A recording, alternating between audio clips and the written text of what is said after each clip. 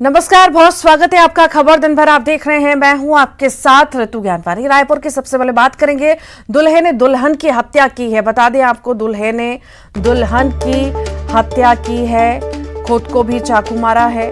दुल्हन की हत्या की है, हत्या करने के बाद खुद को भी चाकू मारा दूल्हे ने। मौके पर दोनों की मौत की खबर है। रिसेप्शन से पहले दूल्हे ने दुल्हन की हत्या कर दी। दूल्हे का नाम बशीर अहमद बताया जा रहा है। रिसेप्शन में जाने के लिए तैयार हो रहे थे, विवाद के चलते ही हत्या हुई है। टिकरापारा थाना क्षेत्र का ये मामला आपको बता रहे हैं।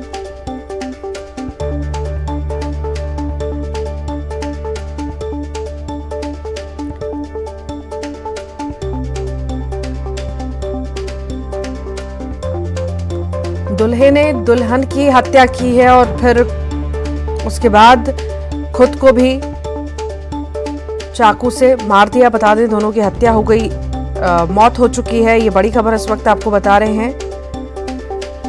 दूल्हे ने दुल्हन की हत्या की, हत्या करने के बाद खुद को भी चाकू से मारा है। मौके पर दोनों की मौत की खबर है। फिलहाल जांच पड़ताल की जा रही है। रिसेप्शन से पहले दूल्हे ने दुल्हन की हत्या की है। दोनों तैयार हो रहे थे और इसी बीच शायद कोई विवाद हुआ और विवाद के बाद दूल्हे ने दुल्हन को मौत के घाट उतार दिया, साथ ही साथ खुद को भी मौत के घाट उतार दिया। चाकू से खुद पर भी हमला किया और उसकी भी मौत हो गई। ज्यादा जानकारी के लिए युगल हमारे साथ जुड़ गए हैं। युगल, शादी से पहले दुल्हन ने दुल्हन को भी मारा और खुद को भी, क्या है आखिर मामला पूरा? ये देखिए, पूरा मामला टिकरापारा थाना क्षेत्र का है और आज 19 तारीख को दोनों की शादी हुई थी। आज 21 तारीख आज रिसेप्शन था। रिसेप्शन में जाने के लिए निकले थे और अचानक जब दूल्हा घर में गया तो इस दौरान किसी बात को लेकर के बहसी हुई है और उसके बाद जो कहकशा बानो है उसे चाकू मारा गया। फिर खुद को चाकू मारने की बात है। अभी पुलिस के प्राथमिक जांच में इस बात का खुलासा हुआ है। पूरे मामले की जांच कर रही है। पूरे मोहल्ला और घर परिवार के लोग हतप्रभ है कि आखिर इस तरह की घटना अचानक कैसे घटित हुई। पुलिस तमाम जो साक्ष्य हैं, चाकू है उसे बरामद किया है और भी अन्य जो साक्ष्य हैं उसे इकट्ठा कर रही है और दोनों की डेड बॉडी है उसे मेकाहारा जो है पीएम के लिए भेज दिया है। और अचरज की बात है कि इस तरह के अचानक रिसेप्शन के दिन, पहले शादी हुई फिर रिसेप्शन के दिन इस तरह की जो वाकया है, जो घटना है वो सामने आया है। इस दर्दनाक घटना के बाद पूरे मोहल्ले में सनसनी है और इस तरह से लोग हतप्रभ है कि आखिर ये इस तरह से कैसे एक दूसरे के जान लेने पर आमादा हो गए। पूरे मामले की जांच है टिकरापारा पुलिस है वो कर रही है और मौके पर पुलिस के आला अधिकारी भी गए हुए थे। पूरे साक्ष्यों को, सबूतों को एकत्र किया जा रहा है और जो कड़ियां हैं वो जोड़ी जा रही है कि इस तरह की जो वाकया है, जो घटना है वो आखिर कैसे सामने आया। जी ठीक, बहुत बहुत शुक्रिया जानकारी को साझा करने के लिए युगल।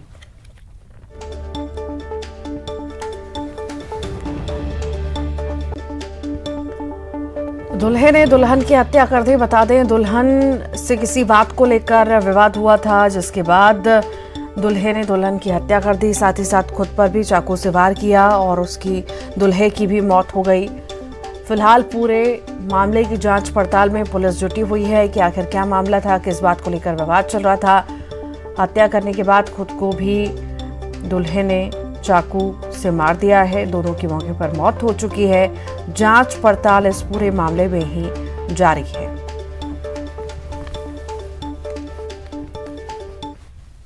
छतरपुर से बड़ी खबर है। बागेश्वर धाम के महाराज की सफाई सामने आई है। शालिग्राम गर्ग मामले में सफाई दी है। कानून अपना काम करेगा, हम गलत के साथ नहीं हैं, हर विषय को मेरे साथ ना जोड़ा जाए। बागेश्वर धाम से ये बयान आया है कि कानून अपना काम करेगा, हर मुद्दे को मेरे साथ ना जोड़ा जाए, हम गलत के साथ नहीं हैं।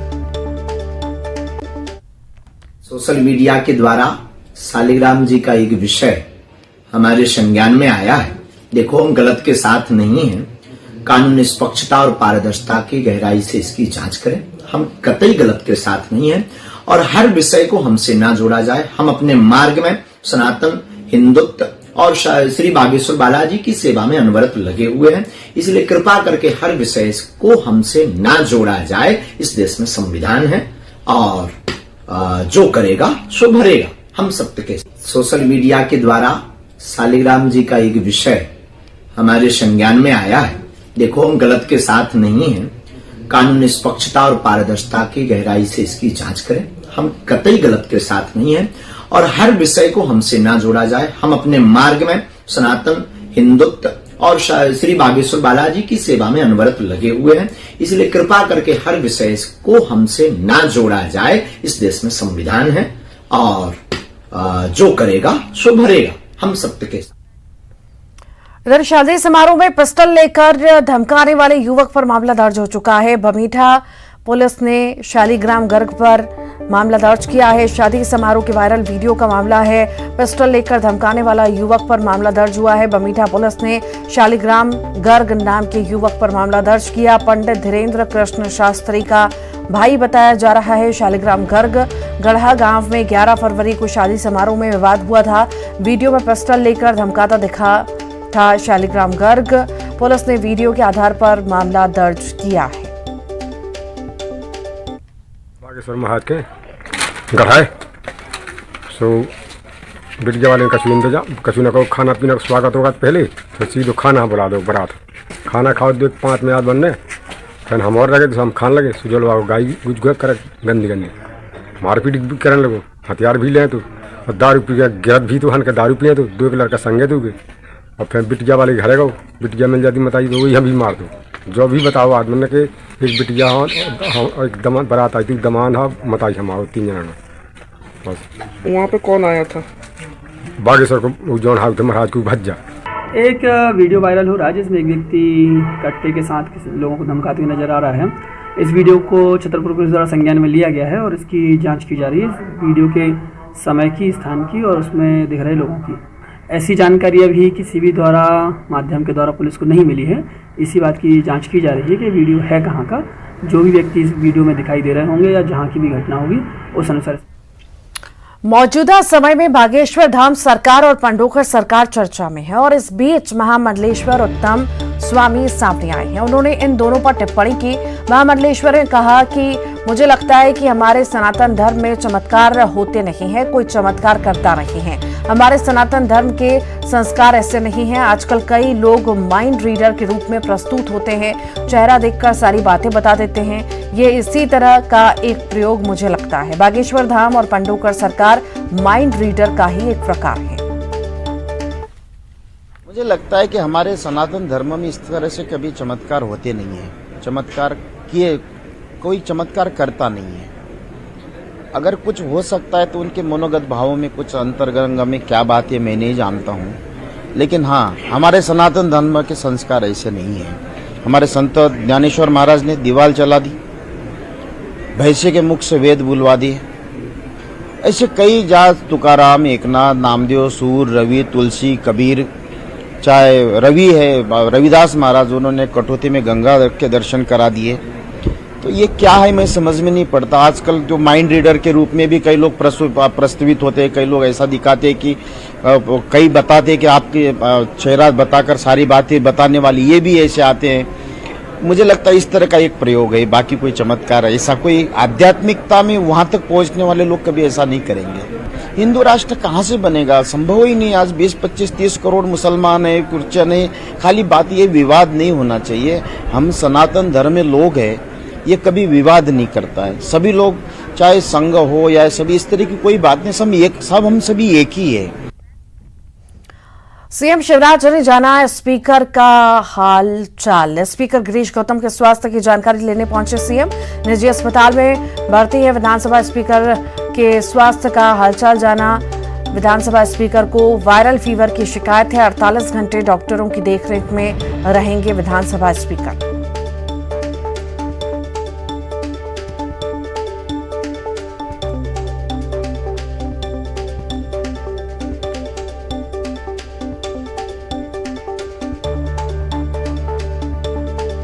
तो स्पीकर गिरीश गौतम के स्वास्थ्य की जानकारी लेने के लिए सीएम पहुंचे। विधानसभा स्पीकर के स्वास्थ्य का हालचाल सीएम ने जाना है। निजी अस्पताल में गिरीश गौतम फिलहाल भर्ती हैं। वायरल फीवर की जानकारी मिल रही है। अभी 48 घंटे डॉक्टर की निगरानी में रहेंगे गिरीश गौतम। खंडवा के खालावा इलाके में एक अजीबोगरीब मामला सामने आया। यहाँ कोठा गांव में आदिवासी युवक की हत्याकांड के आरोपियों के घर में ही मृतक परिवार ने अंतिम संस्कार कर दिया। पुलिस ने ग्रामीणों को बहुत समझाने की कोशिश की, लेकिन समाज के लोग नहीं माने। घटना के बाद इलाके में तनाव के हालात हैं। यहां भारी पुलिस भी तैनात किया गया। बता दें कि खालावा थाना क्षेत्र के कोठा गांव में दबंगों ने आदिवासी युवक की हत्या कर दी थी, जिसके बाद ग्रामीणों ने शव रखकर चक्का जाम किया।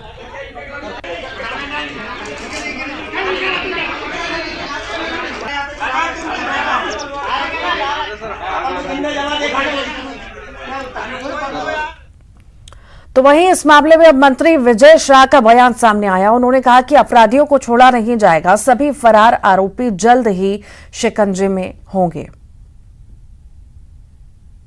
खंडवा में आज जिस तरीके से एक आदिवासी व्यक्ति की हत्या, जघन्य हत्याकांड किया गया है, उसका मैं घोर विरोध करता हूं। अपराधी चाहे कोई भी हो, किसी भी जाति और समाज के हों, उनको हम छोड़ेंगे नहीं और जल्दी से जल्दी हम उन्हें गिरफ्तार करेंगे। जो एफआईआर में 6 नाम आए थे, सबको अभी गिरफ्तार कर लिया गया है और बहुत जल्दी बाकी अपराधियों को भी हम छोड़ेंगे नहीं। उस परिवार के आंसू पोंछने के लिए सरकार की तरफ से 8,25,000 रुपया। भोपाल से बड़ी खबर है। खुले में घूमने वाले गौवंश को लेकर सीएम सख्त हुए हैं। सीएम शिवराज ने अधिकारियों को निर्देश दिए हैं, कड़े निर्देश दिए हैं। कहा सड़कों पर घूमते नजर नहीं आने चाहिए गौवंश। गौशालाओं का निर्माण पूरा करने के भी निर्देश दिए हैं। गौ संवर्धन बोर्ड की समीक्षा के दौरान सीएम ने ये निर्देश दिए हैं। जनता पार्टी सरकार में गौशालाएं चालू नहीं हो पा रही हैं। गौ माता के चारे का अनुदान 20 रुपए से 4 रुपए कर दिया गया। भोपाल राजधानी में भाजपा नेताओं की गौशालाएं में गौवंश का जिस तरह से हत्या की गई, गौवंश की जिस तरह से हड्डियां सड़कों पे पड़ी रही, इससे बड़ा घृणित कार्य नहीं हो सकता।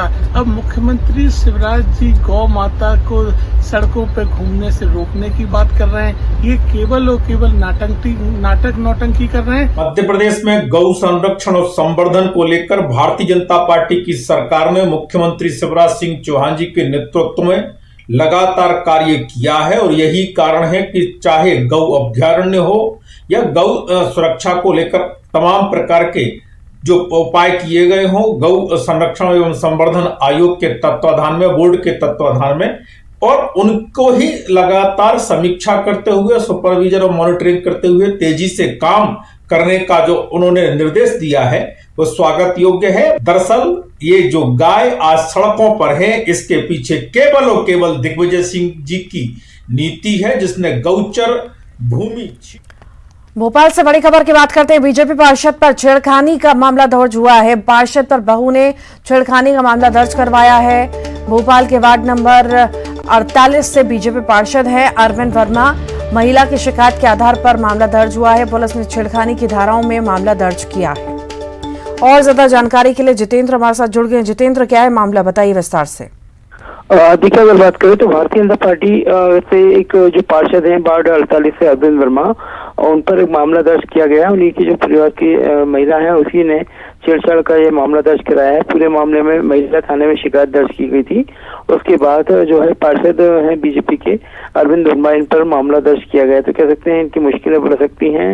इन पर इन्हीं की परिवार की जो महिला है, उन्होंने कई धाराओं में मामला दर्ज किया गया। 354, 294 सहित छेड़खानी की कई मामले इन पर दर्ज किए गए हैं। जी ठीक, बहुत बहुत शुक्रिया।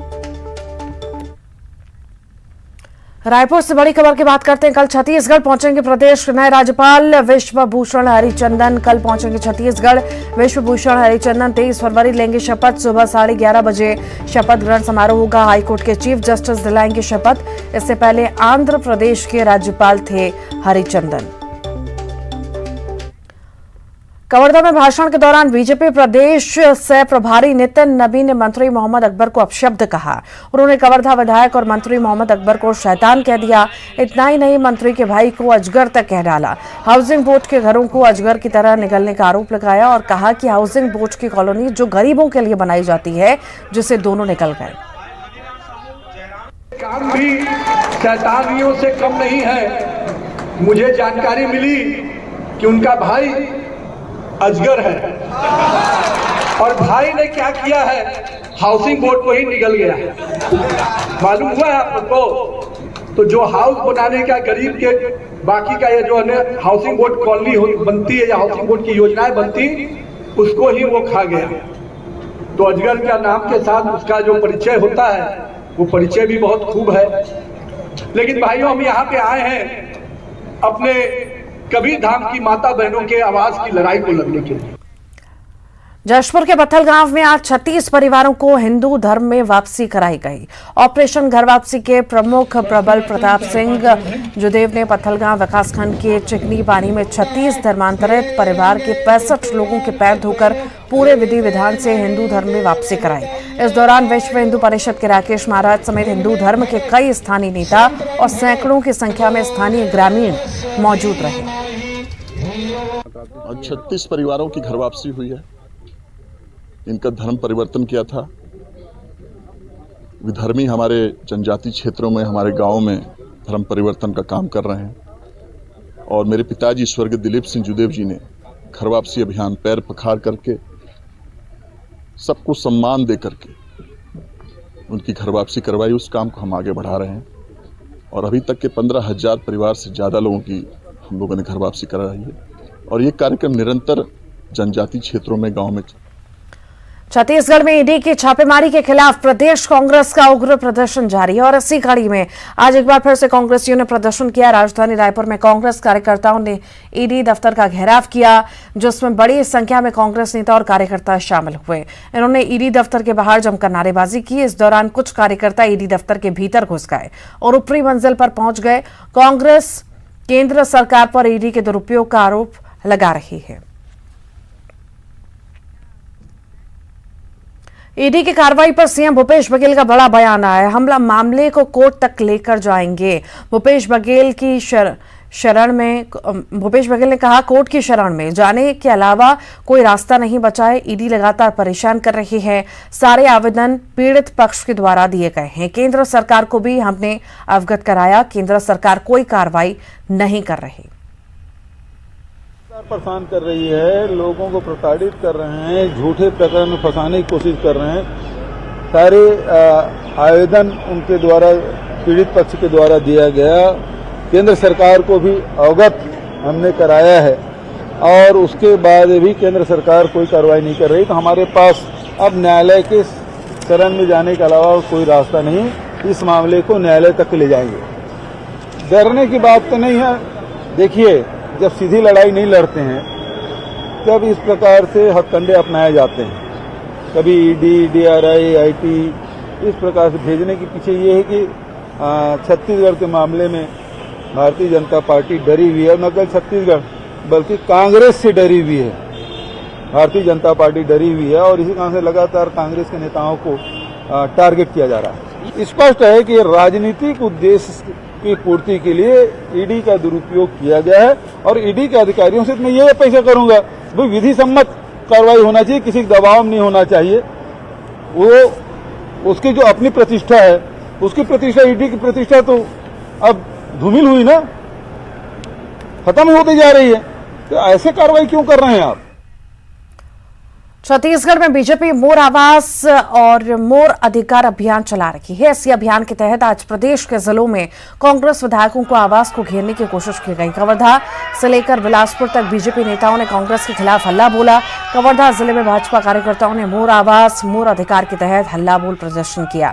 नगर के गांधी मैदान में सभा के बाद भाजपा कार्यकर्ता विधायक कवर्धा के कार्यालय का घेराव करने पहुंचे, जिन्हें पुलिस ने रास्ते में रोकने का प्रयास किया, जिसके बाद पुलिस के साथ जमकर झड़प भी हुई। ये सपना हर गरीब देखता है और इस गरीब के सपने को।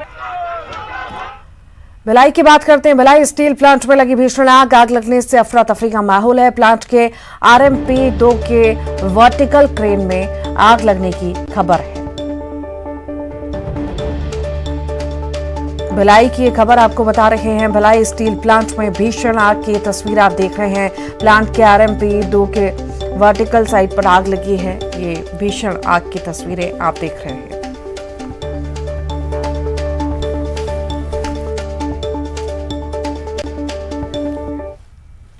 और इसी के साथ ही खबर दिन भर में इतना ही।